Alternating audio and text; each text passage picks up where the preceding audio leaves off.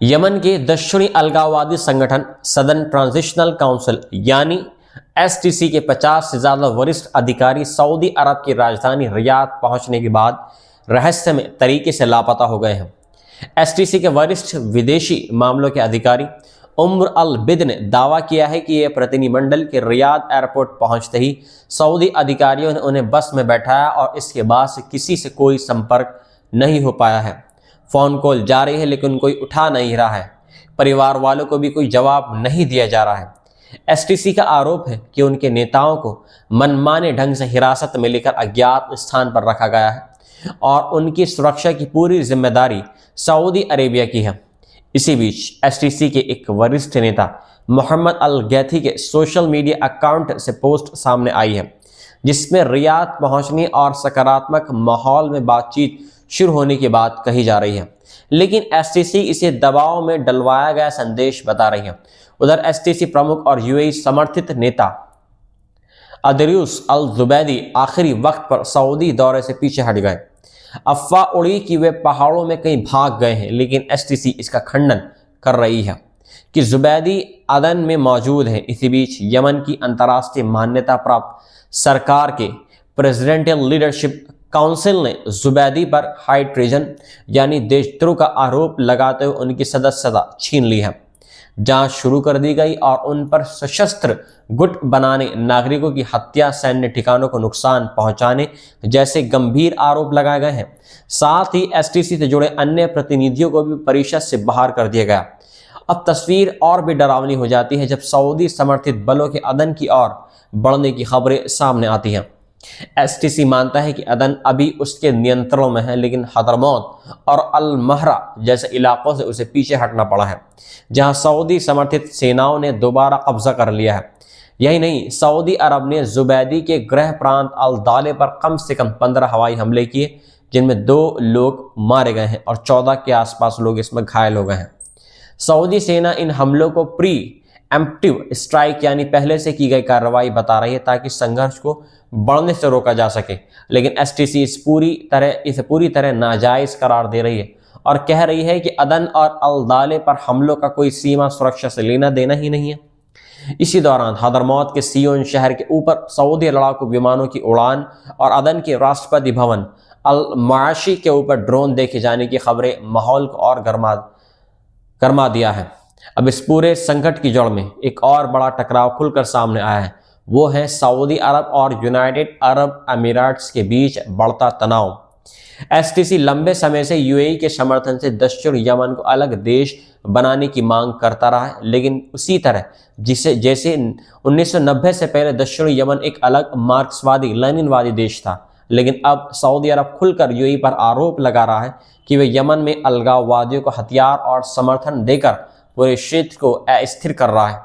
पिछले हफ्ते सऊदी अरब ने मुकल्लह बंदरगाह पर पहुंचे एक कथित यूएई हथियार शिपमेंट को बमबारी में निशाना बनाया और कहा कि यह शिपमेंट फुजैरा से आया था और एसटीसी के लिए था। इस पर अबू धाबी ने कड़ी आपत्ति जताते हुए सऊदी बयान को तथ्यों से परे बताया और हैरानी जताई। इसके कुछ ही घंटों के बाद यूएई ने यमन से अपने सभी सैनिक हटाने का ऐलान कर दिया और कहा कि वह डी एस्केलेशन की नीति अपना रहा है। इसके बाद सोशल मीडिया पर सऊदी और अमीराती समर्थकों के बीच खुली जंग छिड़ गई। सऊदी पत्रकारों ने यूएई पर पैसे के दम पर क्षेत्रीय नेतृत्व खरीदने का आरोप लगाया, तो अमीराती एक्सपर्ट्स ने सऊदी अरब पर बिग ब्रदर सिंड्रोम यानी बड़े भाई की हुकूमत थोपने की मानसिकता का आरोप लगाया। मिस्र भी इसी खींचतान में चर्चा में आ गया है।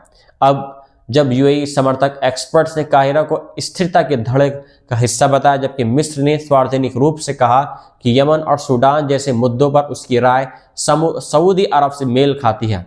और इसी बीच सऊदी मीडिया ने दावा किया गया कि 10,000 से ज़्यादा बॉट अकाउंट के जरिए सऊदी आक्रमण हैशटैग चलाया गया ताकि रियाद की छवि खराब की जा सके। हालांकि इसकी स्वतंत्र तरीके से पुष्टि नहीं हो पाई। राष्ट्रवादी वीडियो, शायराना तंज और खुली बयानबाजी ने खाड़ी एकता की सालों पुरानी छवि को तोड़ दिया है।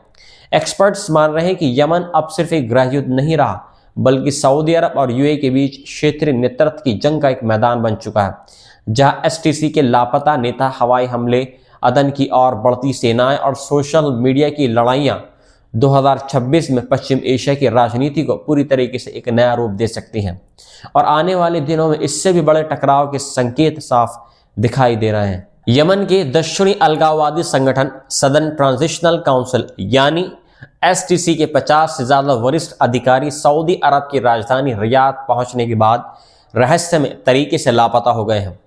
एसटीसी के वरिष्ठ विदेशी मामलों के अधिकारी उम्र अल बिद ने दावा किया है कि यह प्रतिनिधिमंडल के रियाद एयरपोर्ट पहुंचते ही सऊदी अधिकारियों ने उन्हें बस में बैठाया और इसके बाद से किसी से कोई संपर्क नहीं हो पाया है। फ़ोन कॉल जारी है लेकिन कोई उठा नहीं रहा है। परिवार वालों को भी कोई जवाब नहीं दिया जा रहा है। एसटीसी का आरोप है कि उनके नेताओं को मनमाने ढंग से हिरासत में लेकर अज्ञात स्थान पर रखा गया है और उनकी सुरक्षा की पूरी जिम्मेदारी सऊदी अरेबिया की है। इसी बीच एसटीसी के एक वरिष्ठ नेता मोहम्मद अल गैथी के सोशल मीडिया अकाउंट से पोस्ट सामने आई है जिसमें रियाद पहुंचने और सकारात्मक माहौल में बातचीत शुरू होने की बात कही जा रही है, लेकिन एसटीसी इसे दबाव में डलवाया गया संदेश बता रही है।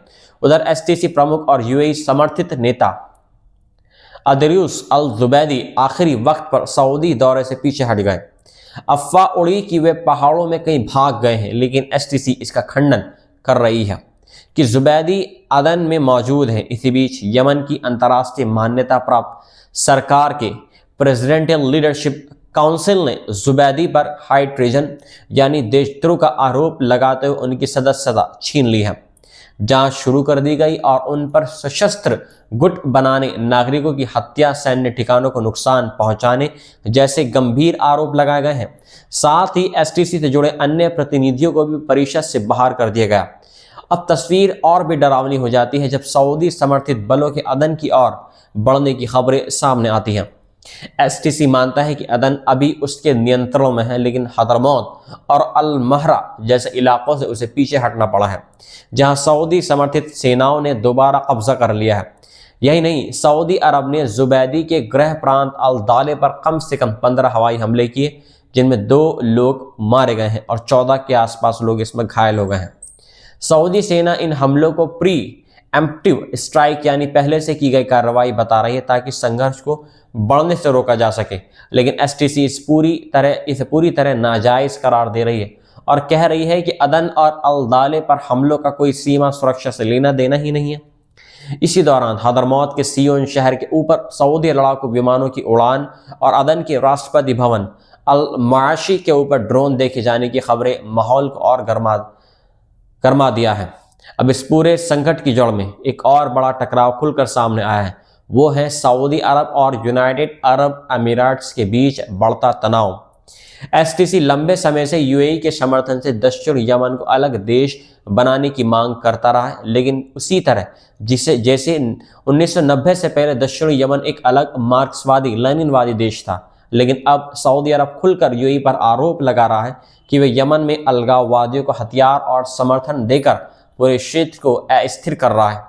पिछले हफ्ते सऊदी अरब ने मुकल्लह बंदरगाह पर पहुंचे एक कथित यूएई हथियार शिपमेंट को बमबारी में निशाना बनाया और कहा कि यह शिपमेंट फुजैरा से आया था और एसटीसी के लिए था। इस पर अबू धाबी ने कड़ी आपत्ति जताते हुए सऊदी बयान को तथ्यों से परे बताया और हैरानी जताई। इसके कुछ ही घंटों के बाद यूएई ने यमन से अपने सभी सैनिक हटाने का ऐलान कर दिया और कहा कि वे डी एस्केलेशन की नीति अपना रहा है।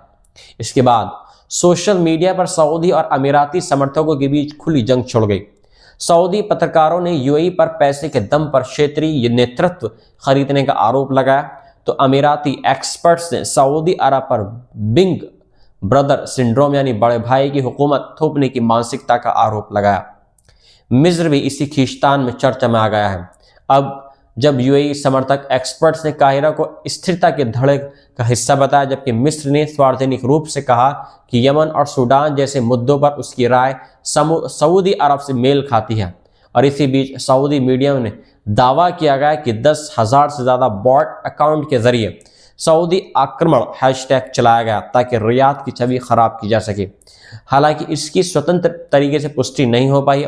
राष्ट्रवादी वीडियो, शायराना तंज और खुली बयानबाजी ने खाड़ी एकता की सालों पुरानी छवि को तोड़ दिया है।